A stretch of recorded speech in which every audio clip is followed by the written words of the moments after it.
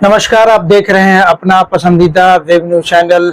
लगातार डिबेट का मुद्दा हमारा अलग अलग मुद्दों को लेकर के हम करते रहते हैं। आज एक महत्वपूर्ण विषय, महत्वपूर्ण टॉपिक पर हम आपके समक्ष फिर से हाजिर हुए हैं और आज का हमारा विषय है आरक्षण को लेकर के। देखिए है क्या, पटना हाई कोर्ट ने का एक नया निर्देश जारी हुआ है।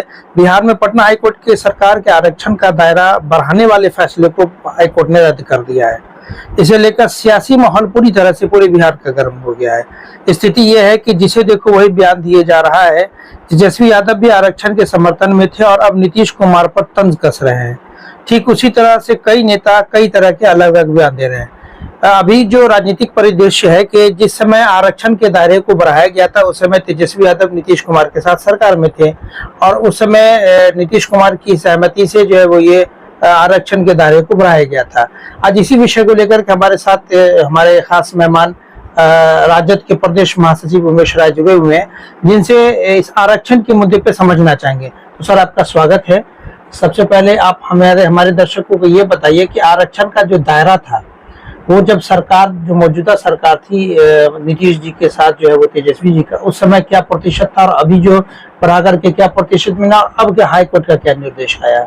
बहुत शुक्रिया आपके दर्शकों, आपको बहुत अच्छा सवाल आपने रखा है। आज हमारा देश आजाद हुआ और संविधान आज से 77 साल पहले से लागू है। संविधान की धारा 312 में कहा गया है कि एक न्यायिक आयोग बनेगा और जैसे 313 में है कि उसमें आईएएस आईपीएस का यूपीएससी का गठन होगा और उसमें से आईएएस आईपीएस और जो पदाधिकारी सेंट्रल गवर्नमेंट का होगा, उसी तर्ज पर हुआ।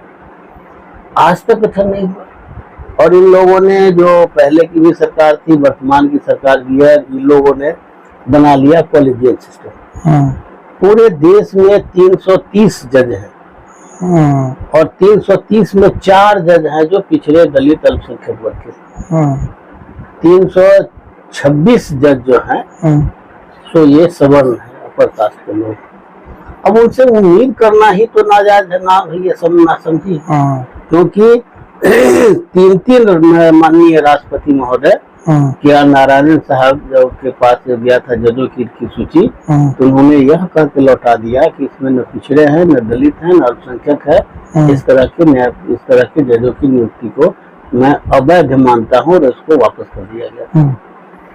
वो वाजपेयी जी का सरकार था, लौट गया, फिर दोबारा गया, फिर लौटा दिया उन्होंने। ये जजों की नियुक्ति में मेरिट नहीं होने देना चाहते। जैसे लेटर एंट्री में जो इसमें 390-91 को बहाल कर दिया, जिसमें ओम बिरला की बेटी भी थी जिसको कुछ नहीं लाता है, वो भी बन गई, आईएएस बन गई।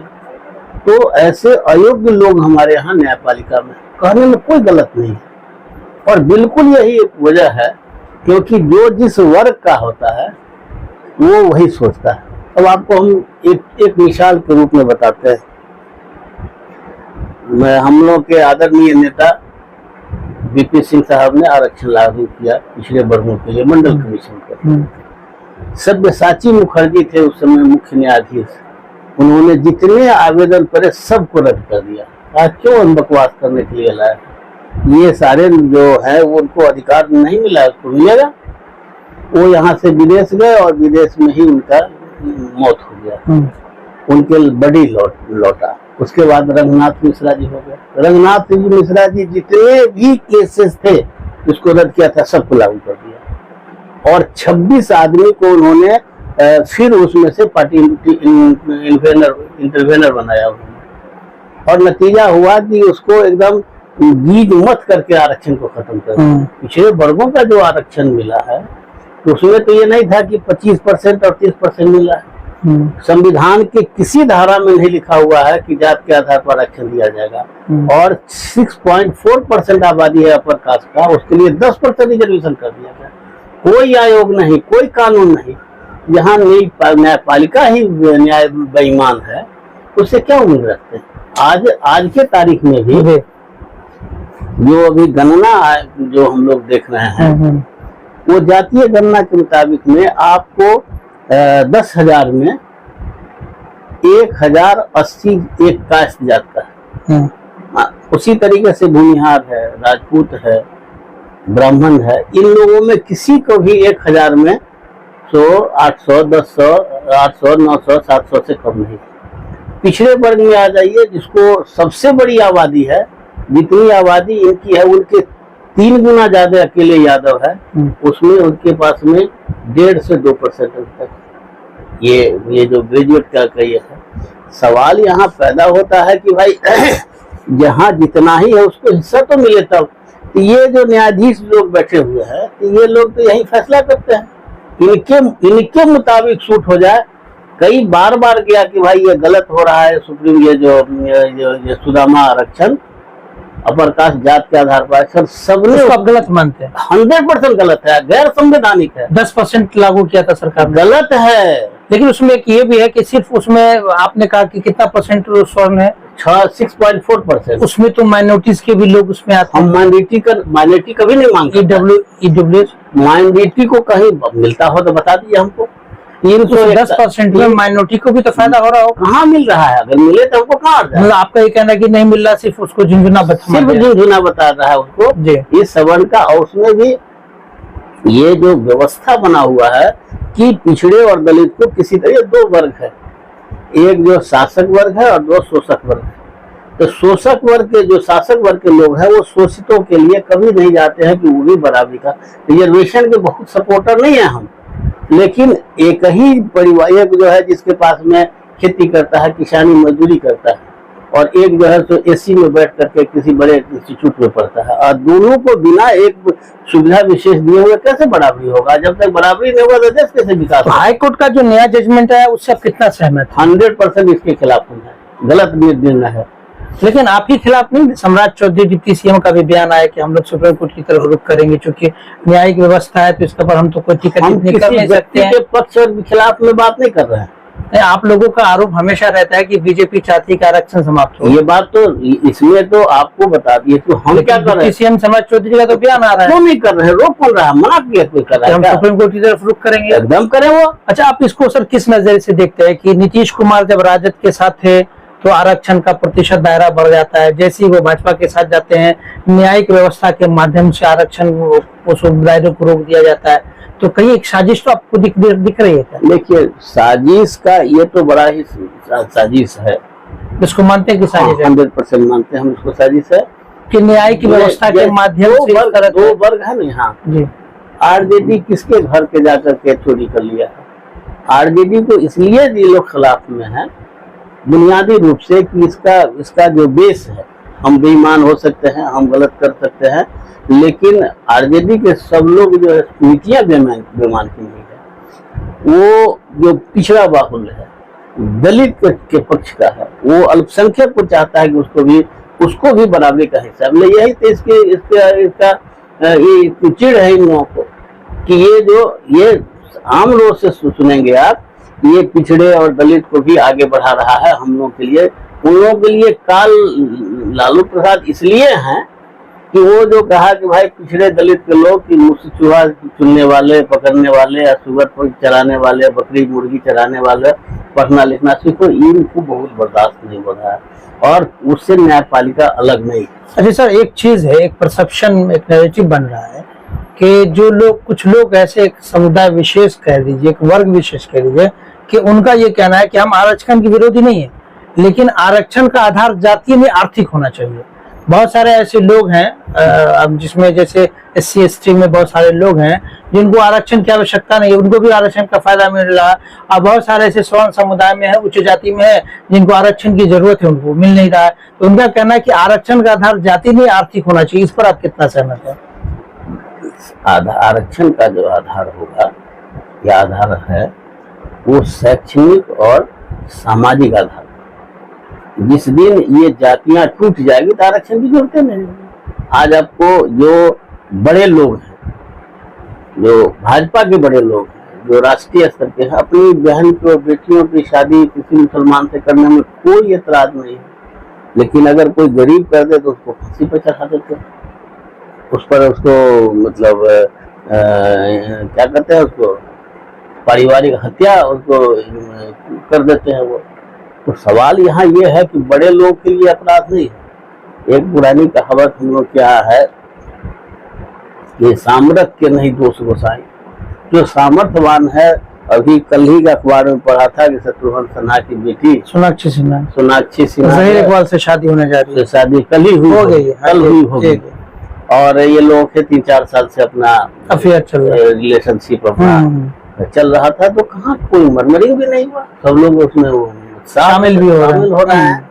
लेकिन अगर कोई, लेकिन एक हमारे दर्शक आपकी राय, क्योंकि आपकी राय बड़े गौर से हमारे दर्शक देखते हैं, आप एक अच्छी विचारधारा के मानने वाले हैं, आपकी राय क्या है कि क्या आर्थिक आधार में इस पर फिर से संशोधन की जरूरत है? क्या आर्थिक आधार पर आरक्षण होना चाहिए? जब तक सामाजिक और शैक्षणिक रूप से, मान लीजिए ये संघीय कहता है, आपका लॉ कहता है कि एकाक अगर दोषी भी बच जाए तो अपराध की श्रेणी में नहीं आता है, लेकिन निर्दोष आदमी को सजा हो जाए तो ये अपराध की श्रेणी में आता है। गलतियां किसी से भी हो सकती है, ये कोई बात नहीं। जब तक सामाजिक और शैक्षणिक, आप हमको बता दीजिए कि आज भी हमारे देश में 77 साल के बाद भी हमारे देश में उस समय की क्या आबादी है, मेहतरों की क्या आबादी है। देखिए सर, जैसा कि संविधान सुना, आरएसएस वाले, आरएसएस की बात बाद में करेंगे। संविधान की धारा 15(4) और 16(4) में साफ साफ लिखा है, देश कानून से चलता है। देश को चलाने के लिए बाबा साहब ने एक संविधान दिया है, और संविधान में साफ साफ तौर से लिखा हुआ है कि सामाजिक और शैक्षणिक रूप से जो पिछड़े वर्ग के होंगे उसके लिए आरक्षण। चलिए हम उसी संविधान की चर्चा करते हैं। क्या वो संविधान में इस बात की चर्चा है कि एक निर्धारित समय के लिए आरक्षण है, उसके बाद इसकी समीक्षा के बाद? हमको दिखा दिए, मेरे पास संविधान, हम आपसे जानना चाहते हैं। ऐसा कोई बात पाबंदी नहीं है, एक निर्धारित समय के लिए नहीं है। और बल्कि ये बता दे कि ये लोग क्या करते हैं, नोइली जो बैठे हुए विश्वविद्यालय में, जो हमारे मनोज झा जी कहते हैं ठाकुर का कुआं, ये जो सामंती लोग हैं एकदम बिल्कुल घाई लगा के बैठे हुए रहते हैं कि कोई पिछड़ा को नहीं आने दे, कोई दलित को नहीं आने दे। मैं भुक्तभोगी हूँ। अच्छा, आपसे मैं एक राय देगा, आप एक सामाजिक विचारधारा के व्यक्ति हैं, आपकी नजर से ऐसा कोई परिवार गुजरा है जो स्वर्ण समुदाय का हो और वो काफी गरीब हो, काफी निचले स्तर पर, और उसके उत्थान की आवश्यकता है, अगर उसको आरक्षण का लाभ नहीं मिलेगा तो वो आगे नहीं बढ़ेगा, तो फिर उसके लिए क्या वैकल्पिक व्यवस्था संविधान में? तो आपको ये जो 70-80% है उसके बारे में नहीं समझ में बात आती है कि उसके लिए तो आरक्षण है ही। कहाँ व्यवस्था?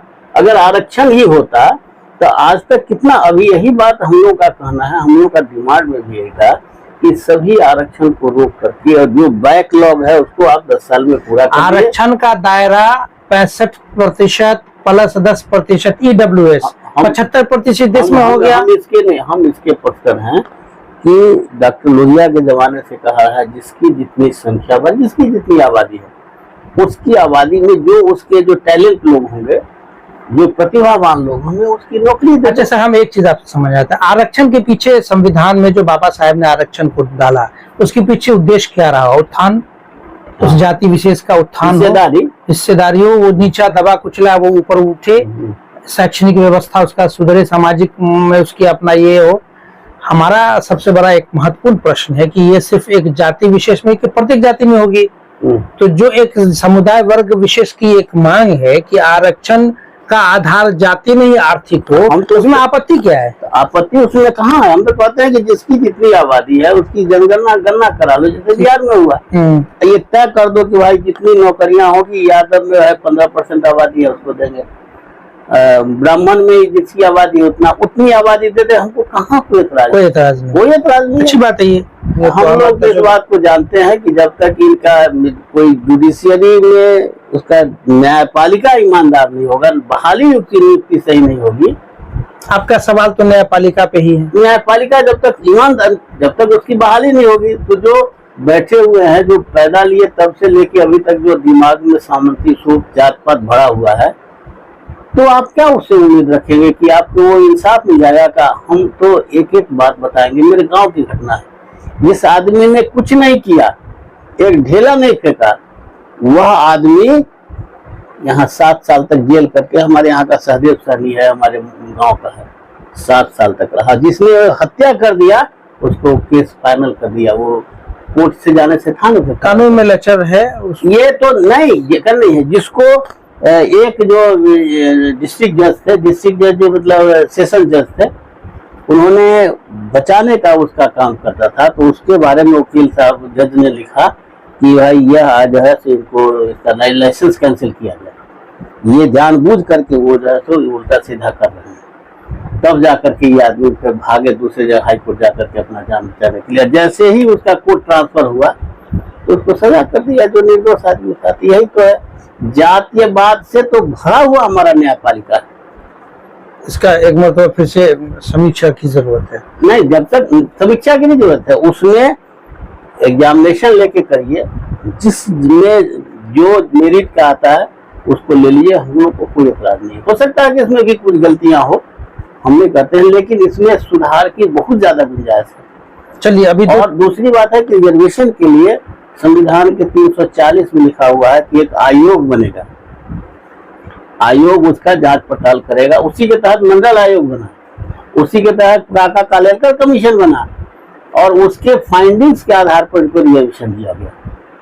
तो उसमें ये नहीं दिया हुआ था कि इसको 27% देना है, 27% तो रंगनाथ मिश्र ने कर दिया जो चीफ जस्टिस था। और एक परिवार का, उसमें न्यायपालिका का क्या है दोष बताते बहाली का, कि आपने 7 साल तक बहाली वकालत कर लिया तो आप एडिशनल सेशन जज से डिस्ट्रिक्ट जज तक हो सकते हैं, हाई कोर्ट जज भी हो सकते हैं। आप जो 10 साल प्रैक्टिस कर लिया हाई कोर्ट या सुप्रीम कोर्ट में, वो हाई कोर्ट और सुप्रीम कोर्ट, और आपके बेटा को हम बहाल कर दिया, हमारे बेटा को आपका बेटा बहाल कर दिया। यही प्रक्रिया, इसी को कहते हैं कॉलेजियम सिस्टम। इसको जब तक नहीं खत्म किया जाएगा, आम आदमी को न्याय मिलने की संभावना नगण्य के बगैर है यहाँ पर नहीं है। चलिए, आज के चर्चा के 2 मुख्य विषय थे जो उमेश राय जी से हमारी बातचीत हुई, और काफी विचारणीय विषय। इन्होंने कभी भी ये विषय रखते तो गंभीर विषय रहते हैं, जिसपे पूरे देश की नहीं बल्कि हर लोगों को ये समझ में आता है कि इस पर चिंतन जरूर करना चाहिए। एक महत्वपूर्ण विषय था इनका आरक्षण को लेकर के, जिस पर लगातार राजनीति होती रही, आने वाले समय में भी राजनीति होगी। एक दल कहेगा कि आरक्षण को बढ़ना चाहिए, एक दल कहेगा कि समाप्त होना चाहिए।